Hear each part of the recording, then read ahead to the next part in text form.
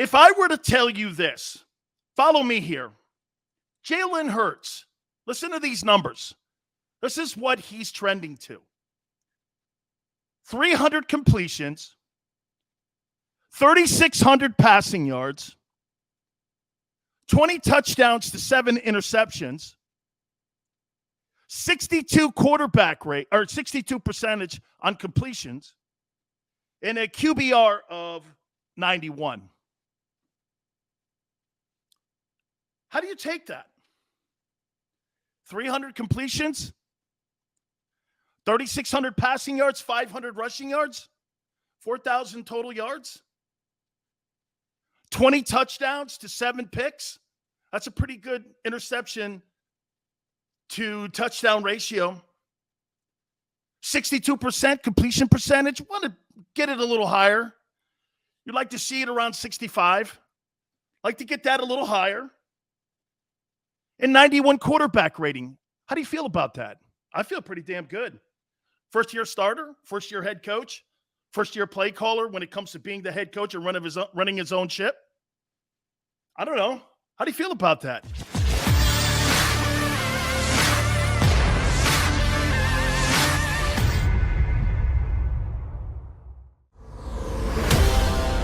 Ball show. Are you overreacting, or how did you look at this past week 9 of the NFL? We'll get into that here in a minute. And listen, it's been crazy. I was just talking to Xander, and he goes, what'd you make of the NFL week? And I'm like, just shows you, man, if you don't show up, teams like Denver can beat the hell out of you. I mean, look at the Jaguars. The Jaguars take out what I thought and what many thought, and many people here on our show thought, maybe was the best team in the AFC in the Buffalo Bills, right? I mean, they manhandled Josh Allen and that offensive line. I mean, the front four of the Jaguars, they were all over the place. So we're going to get into all the games and Saturday games too. Obviously, the Aaron Rodgers story has just gained national momentum now. Now you're starting to see cancel culture. I'm glad to see State Farm didn't cancel him.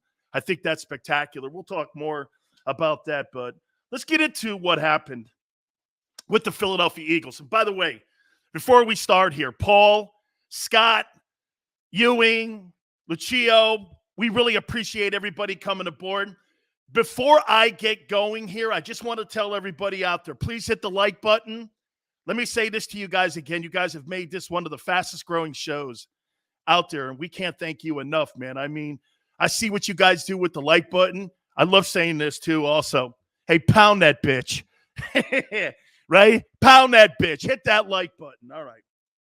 27-24, the Chargers, they end up getting a victory over the Philadelphia Eagles. And how I looked at this was, by the way, anybody who says Nick Sirianni is the best rookie coach is an idiot.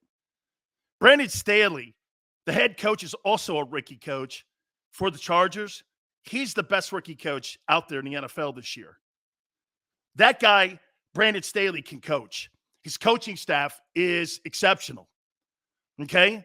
They've gone through some lulls over the last couple of weeks because of their inability to be able to run the ball, and it showed up a little bit against the Eagles. I thought the Eagle defense played pretty damn well for as much as they could, definitely against the run and stopping the run. I thought they really did a nice job. Let's take a look at some of these numbers, though, before we get into a little bit of the analysis. Okay? How about the Eagles? 8 of 12 on third down. That's championship football, folks. 8 of 12 on third down. You're going to win a lot of ball games. 331 total yards. A little bit south of 375. You want to be a little bit north of that number. Not quite the big number, okay? 445 for the Chargers. And Justin Herbert is as advertised. That guy can throw the rock around the yard, man. He can really play. Passing, 176 yards. Rushing 176 yards on 27 carries. Outstanding. Jalen Hurts, 11 of 17, 162. A touchdown and a 115 quarterback rating. I'm all right with that. Rushing, okay? Howard, 17 carries, 71 yards in the TD. Jalen had 62 yards of offense. Best game as a pro, Devontae Smith, 5 catches, 116, and 1 touchdown. I want to throw these numbers off of you here. Appreciate everybody coming in. Jermaine, thank you so much. Scott says McLean has a video of Fletcher's face after Barnett jumped off sides. We're going to get to all this here, but I want to throw this at you here. Let me throw some numbers at you guys. If I were to tell you this, follow me here. Jalen Hurts, listen to these numbers. This is what he's trending to. 300 completions, 3,600 passing yards, 20 touchdowns to 7 interceptions, 62 quarterback rate, or 62% on completions, and a QBR of 91. How do you take that? 300 completions, 3,600 passing yards, 500 rushing yards, 4,000 total yards, 20 touchdowns to 7 picks. That's a pretty good interception to touchdown ratio.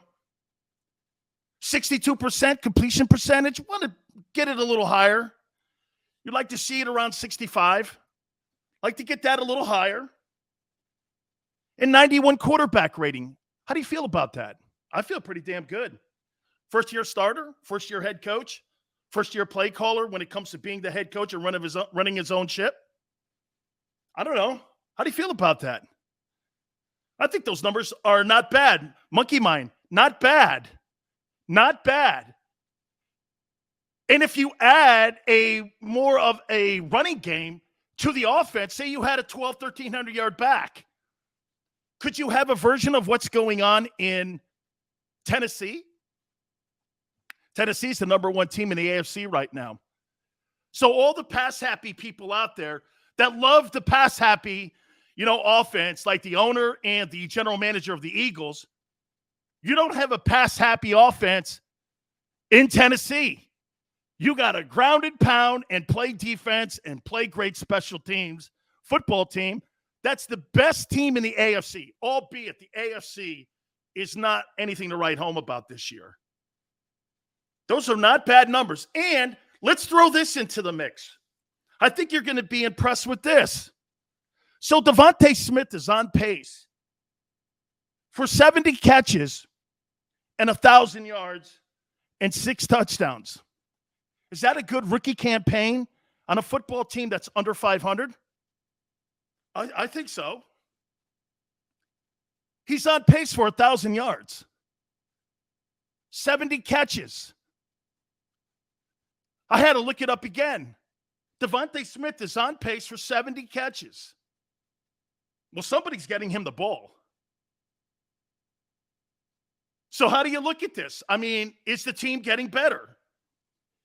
Is Jalen Hurts getting better in front of your eyes? Hey, look, let's not look at the score here because you're not good enough to win games. You're not good enough to beat elite quarterbacks yet.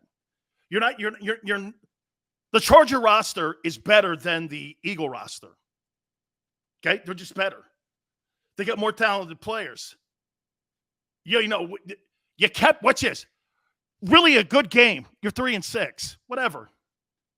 You don't get hall passes and commemorative, well, I participated in this game in the NFL. You got to win games, man. Nobody cares how good the game was coached. Nobody cares about the effort. Nobody gives a shit about that stuff.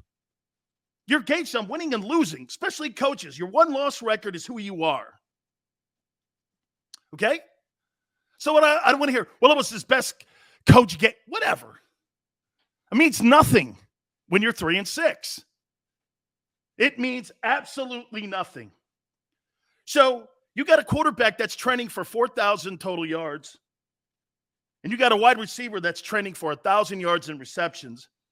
He was your number 1 draft choice, and he's on pace for 70 catches. If I'm sitting in the front office right now and I am the Eagles, am I happy or am I sad on the direction of the team? I don't think I'm sad or upset with the direction of the team. The only thing that I'm upset with right now is our record. We just don't have enough good players on the roster right now. And I'm not going to sit here and go over the broken record that everybody goes over. You know, the RPO. Guys, you're smart enough, and all of you that come on this program are smart enough to know what's going on. Joey B, appreciate you stepping in. You guys all see it. Okay? Scott says the running game sets up Jalen for success. 176 yards rushing. That's what kept you in the ball game. Absolutely, that's what kept you in the ball game. Dre says, can anyone on that D cover a tight end? Dre, that's part of the issue that I was saying just a couple minutes ago when it comes to the lack of talent on the Eagles. There's not a boatload of talent. They've got a couple good groups. The defensive front is good. Linebackers are C- to D. The secondary occasionally makes plays. Your tight end is really good on the offensive side. Your offensive line is kind of musical chairs. There's talent in the group when healthy. Your quarterback's learning. Here's what you have with Jalen Hurts. And we said this on Friday, is there too much on the plate for the kid? Well, here's what you have going on. You got musical chairs in the O-line because of injuries, right? And you're trying to develop a quarterback in that same process, and you're trying to develop a head coach in the process. You feel me? There's a lot of things that have training wheels on it here. There's a lot of things. A lot of things to consider here. You know, I was just talking about that Urban Meyer victory by the Jaguars over the Bills. And some are going around saying, hey, Sills, I think that's a really big victory for the players. Screw that. I think that was a gigantic win for the coaching staff in Jacksonville. You've got a first-year head football coach who was a college guy his entire life, and he's assembled NFL assistant coaches and some college assistants on that staff. You had to have a ray of light where everyone in the locker room went, hey, man, look at this. We just beat the Bills. And you can't tell me that that's not something, if you're a player in that Jags locker room, after the whole thing with the lap dances, the Tebow experiment, you're sitting around going, this thing's more like a circus here than it is an NFL locker room. But when you get a victory like that against the Buffalo Bills, your blind faith starts to take over. Maybe this dude knows what he's doing. That's the same thing with Sirianni. When I start quoting these numbers, I was a little shocked myself. David says, where was the blitz yesterday? David, you're not going to blitz when you're limited on defense. You're going to play zone, and that's the thing that I said they had to do to stay in the game. And they did exactly what I said. Don't play man and blitz. You can't play man coverage in blitz when you are limited on defense and you don't have the personnel. When you have a quarterback like Justin Herbert, you're counting on him to make a mistake, or the O-line, which they've struggled on penalties, the Chargers. That's how they looked at how they were trending coming into the game. The Chargers were trending on a lot of penalties. Justin Herbert showed some inconsistency and lack of patience. And Jonathan Gannon played to that, and that's why the game was close. Jimmy Johnson says this all the time to you, and he says it to me every day. Hey, you want to play man? That's a quick death. You want to play zone? That's a slow death. And what he means by that is if you don't have the personnel, you could stay in the game playing zone. You can't stay in the game if you're down 21-0 right out of the gate and you're playing man coverage. They did exactly what I thought they would do. They did kind of the same thing that the Giants did to Patrick Mahomes. You know, they played that umbrella defense, and it kept them in the ball game. And what else kept them in the ball game? They were able to run the ball 176 yards. That's what totally kept them in the game. Monkey says they're using what they have. And Monkey, that's exactly my point. That's why they're 3-6. They're utilizing every single thing that they have right now, and it's just not good enough. But that's okay, because your expectations this year should not be anything other than, let's see what we have. You got 11 draft choices in the upcoming NFL draft. You got 3 in the top 10. Looks like that pick, as long as Wentz continues to play, looks like there's going to be 3 number 1 picks in the top 10 for the Eagles. You're trending in the right direction, I think. Now, maybe you think I'm wrong. Do you think the Eagles are trending in the right direction? Some of you are going to go, Sills, the team's 3-6. I get it. JAKIB, Herbert was not good in the past 2 games because the other teams brought pressure.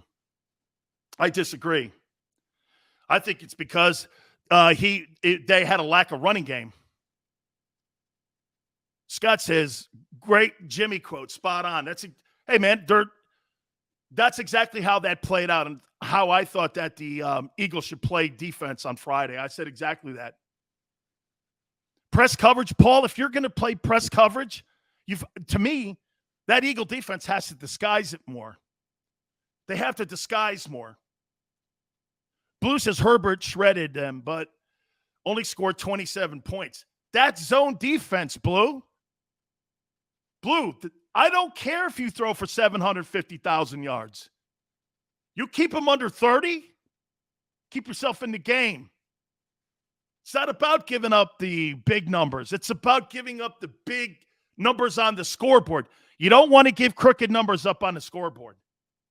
Okay? You just don't, dude. And zone defense allows you to stay in the ball game. That's what they did. Hey, by the way, here on a Monday, that's exactly what they did, and that's how they stayed in the game. David says Philly's staying in zones and these quarterbacks during almost perfect games, not saying the blitz all. No, David. They're trying to get the game into the fourth quarter. And the zone defense is not going to be a very fashionable thing to watch. And you're going to see some big numbers put up. Look at Patrick Mahomes. Look at what the Kansas City Chiefs did when they ran the ball for 200 yards. That's the one thing you don't want to see. Joey B. How about my Gigantes? Hey, man, how about them Broncos too, dog? Paul, no disguise at all. I saw that. That was an issue, and that's why they didn't do a lot of press coverage and man coverage, is because they didn't have a lot of disguises. I don't think they wanted to complicate the whole thing as much. Jay Quest, they played defense teams, New England and Baltimore. You mean to tell a lack of run game? Not buying it, okay? Well, they did have a run game. That's what kept them in it. They had 176 yards on the ground. But once again, do you think the Eagles are trending in the right direction? Do you think it? Do you think they're going in the right direction? Because I'm not just talking about Jalen Hurts' numbers here. I'm talking about Devontae Smith on pace for 1,000 yards, also receiving. I mean, guys, you get your number 1 pick 1,000 yards, 70 catches, the way that they have stumbled out of the gate, and you're 3-6. If I was a talent evaluator for the Eagles, I'd be looking at it like this. Hurts is getting better. And you know what, too?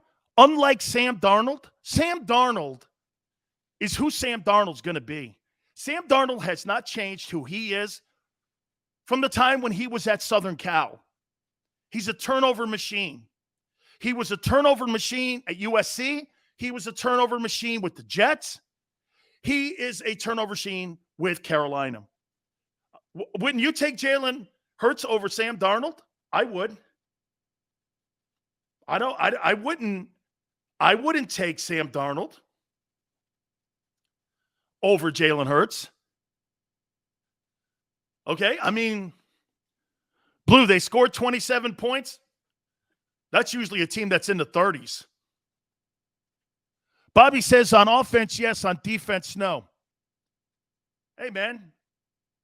Like I said, like Blue said, they held them to 27 points. Okay? Pro says offensively, they have headed in the right direction now that they are running the game, running the ball. You're right. Decreasing the use of RPOs and taking pressure off of and taking the pressure off of Hurts. It needs to look a little more like Baltimore. I think it needs to look a little bit more like Tennessee. Okay, yeah, but you know what? Jalen's never going to be the runner that Lamar Jackson is. He's never. He's going to be more of what you see in Tennessee. That's why it's essential that the Eagles get a running back either in free agent or they go into the draft and find a kid. They need a running back. I mean, the guys that the Eagles have, they're really good players, but they're not explosive.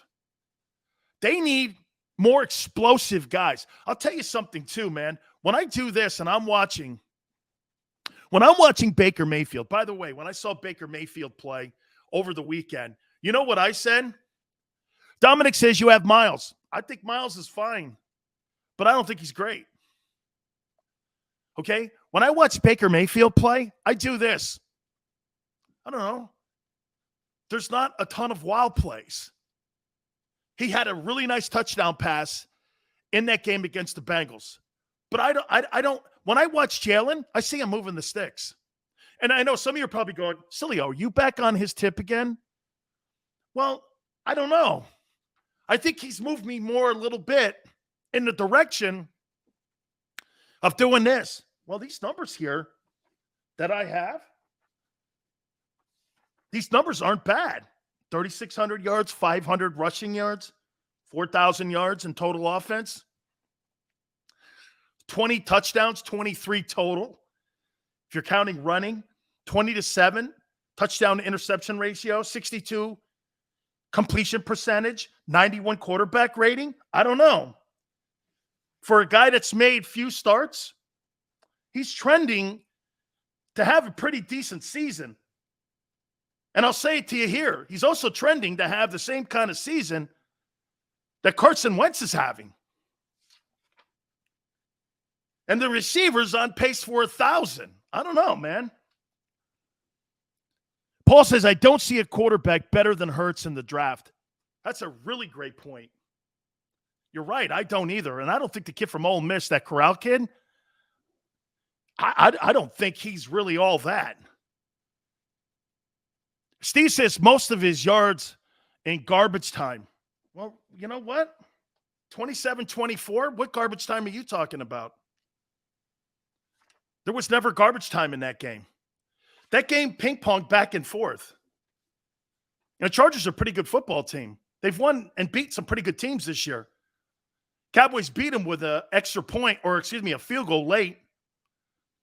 I'm just saying, I mean, you have to look here. Here's something else to think about. You guys have to understand something. It's not about one game. It's about the collection of games. Like when I look at teams that got beat, like look at the Cowboys. The Cowboys are now 6-2 on the season. You think I look at that because Denver beat the piss out of them? Oh my God, this is not college football. I look at all 8 games and go, how have they played this year? Cowboys have played damn good. Cowboys have played damn good. You get beat in this league. The other teams are good too, guys. The other teams are good too. Thomas, we have to stop letting every quarterback we play look like he's a Hall of Famer. Thomas, I think you're wrong. Who cares if they throw for 500 yards and lose? If a guy gains 500 yards passing, but you win the game, you're talking about ripping the method more than the result. The result is that the Eagles were in this game. I think people are looking at this game here with one eye open and not really both eyes, and you're looking at the collective group here. Look, I'm not saying that you get a hall pass for being 3-6. It's what you are. You're just not talented enough to beat these teams yet. You can't finish teams off. That comes with a rookie coach, too. By the way, Gary Cobb, Fox 29, we're going to get his spin on it. Maybe he sees it completely different. You guys keep posting. I'll throw some of your questions off at Gary as well. If you have any questions you want to ask Gary, maybe I'll read one of them to Gary, and I'll get his spin. And how about that? We do it a little bit different here today with Gary. If you guys have any questions, I'll throw a couple of them off at him saying, hey, some of the fans want to ask you a question, and I'm going to read it to you here. And so we'll do that. Welcome aboard, Philip. By the way, please, guys, hit that like button. You guys have been spectacular on that. Former NFLer in Fox 29 in Philadelphia's very own Gary Cobb will join us next. You keep it here on the National Football Show.